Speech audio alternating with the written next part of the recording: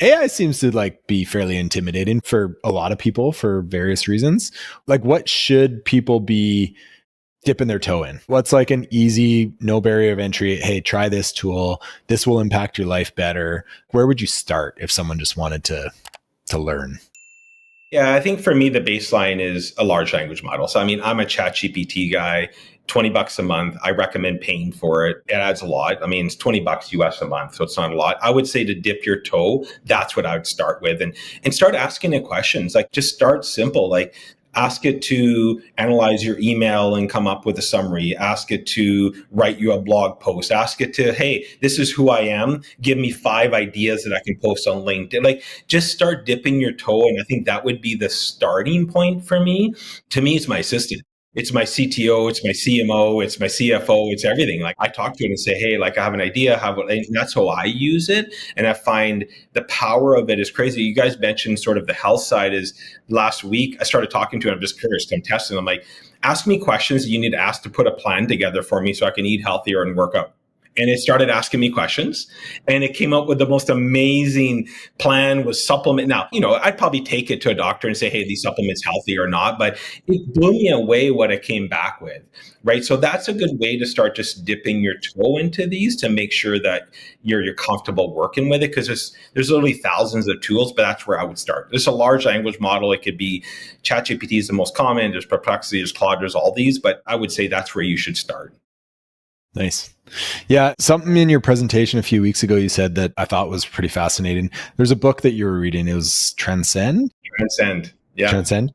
And you said like the errors in AI, like people are worried that AI is going to make errors, but it's actually just like a reflection as you as a human making errors because you're the one, responding or putting in the data, which was like pretty interesting to me, And it truly is. I think this guy that wrote this book is Faisal Hulk, I believe is his name. He said, like, we're scared of AI because it's us looking in the mirror. It's all the good, the bad, the evil, everything that's learned on. And it's funny because I think we hold technology to a higher standard than humans because, we have car crashes every day. People die on the highway all the time. We don't look at reforming that at all, but one autonomous vehicle has a crash and we have hearings, we push the panic button, we're like think tanks, like we hold it to a whole different standard than we do ourselves. I don't know, have you seen any politicians ever lie on TV? Probably, right? As soon as he hallucinates, we're like, oh my gosh, this thing is crazy, don't use it. We hold it to a different standard. And I'm not sure why. I don't know the answer on why we do. But remember that these tools, we control them right now, right? Like it's learning from us. And that's probably my biggest concern is I'm not worried about the AI tools. I'm worried about being in the right hands of the people that are actually using these tools. That's where I think keeps me up more at night than the tools themselves. I think the tools are amazing. They do amazing things. We just keep the tools at a higher standard than we do as humans. We've always had this technology. We've always done that. And I'm not sure why. I don't have the answer for that above my pay grade. So yeah, I've started playing around with it a little more frequently. Like I had it make a spreadsheet the other day, which I love spreadsheets.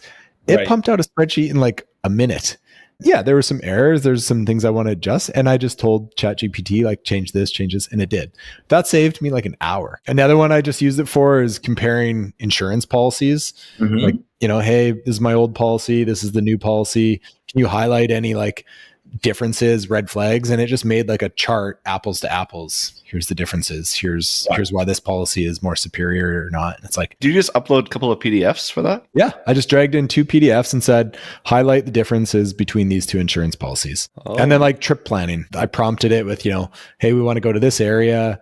This is the cost. This is what we want to do, blah, blah, blah, blah. And it drafts in things from like Reddit, TripAdvisor, Booking.com. And it's wild. It's really cool stuff. And I always say like what we're using is the worst these tools are ever going to be. Exactly. They're going to get better every day. Like I said, a course I teach, and I'm teaching automation. I have a class today. It's so funny. Today, a big announcement came out in one of the tools that I demo. So now, like literally today. So the class this afternoon is going to get the latest and greatest of this new tool that came out. And literally next week will be another tool and another tool. So it's hard to stay up on it. That's why I say, like, to me, ChatGPT is sort of the baseline. The other tools, if you do a lot of presentations, there's a tool called Gamma, Gamma. That's absolutely amazing. You just put in the data and it builds your deck for you. Like with all the graphics, all the charts, everything built, like literally in a push of a button. Because I do a lot of proposals, like changes your, like it sounds little, but literally I spent 4 or 5 hours, something 4 hours built. Now it's done within 10 minutes, like 15 minutes, even if I got to go and edit it. And to me, that's not the value. Like the value for a client isn't paying me to build a deck, right? Like a slide deck. The value is now I can spend time actually in strategy and working in their business and helping them rather than spending time trying to build a slide deck for them, which makes no sense, right? It makes no sense. So, even websites, so stronger client today, like, if you came to me 10 years ago and needed a website, it's, they're 7,500 to 15 grand and you're 90 days in, we can turn around websites for $3,500 in 48 hours. And so it's a benefit to the client as well, because the cost came down and we can use these tools at our advantage. That's just a simple little, like really it's a website. We're not talking about we're saving lives, right? But that's how these tools have affected sort of the day-to-day on how businesses are run.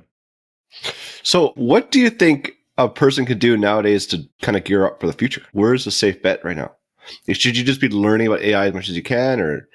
Yeah, and that's a great question. I think for me, it's like knowledge, right? Knowledge is king. And I think don't be scared of these tools. A lot of them have free layers in them. So you can go and like set up an account and not pay and play around with them and see if they work. For lots of them do that. They typically will start charging when you start activating them.